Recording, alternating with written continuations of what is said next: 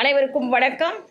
இன்று மங்கையராய் பிறந்திட நல்ல மாதவம் செய்திட வேண்டும் என்று பாரதியாரின் கூற்று பிரகாரம் மாதவம் செய்து மங்கையராய் பிறந்து சாதனை பல செய்துள்ளார் திரு ஜெமினி கணேசனின் மகள் வயிற்று பேத்தி கமலா செல்வராஜ் தாயார் இருக்காங்கல்ல, டெஸ்ட் டியூப் பேபி உருவாக்குனாங்கல்ல, அந்த அம்மாவோட மகள். இவங்களும் டாக்டர் தான். பிரியா செல்வராஜ் அவர்கள் செய்த சாதனை என்னவென்று இப்பொழுது நாம் பார்க்கலாம்.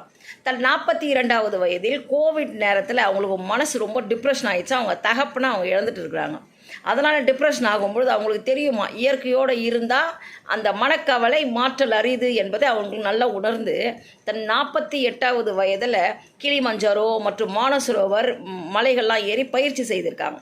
தன்னுடைய 50வது வயதில் எவரெஸ்ட் மலையை கூட அவங்க தாண்டியிருக்காங்களாம்.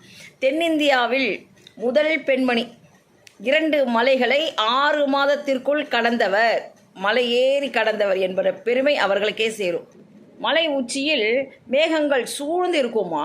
அப்போ அந்த மேகங்கள் சூழ்ந்து இருக்கும்போது சினிமாவில் பார்ப்போம் இல்லையா, தெய்வங்கள்லாம் வீட்டு இருக்கிற மாதிரி அந்த தெய்வங்களை சுற்றி மேகங்கள்லாம் படர்ந்து இருக்கும்ல, அதை போல் அவங்களுக்கு தோணுதான், இங்கே தான் கடவுள்லாம் உட்காந்துப்பாங்கள்ல அப்படின்னு அந்த பயணத்தையே ஆன்மீக பயணமாக எடுத்துக்கிட்டாங்களாம். இது ஒரு மைண்டு கேம் ஆகுது. இந்த மைண்டு கேம் இப்போ உனக்கு ஆக்சிஜன் கம்மியாயிடுச்சு, இப்போ உனக்கு உடலில் நடுக்கம் ஏற்பட்டுச்சு, உன் உடலில் சக்தி கம்மியாயிடுச்சுன்னு மைண்டு சொல்லிக்கிட்டே இருக்குமா.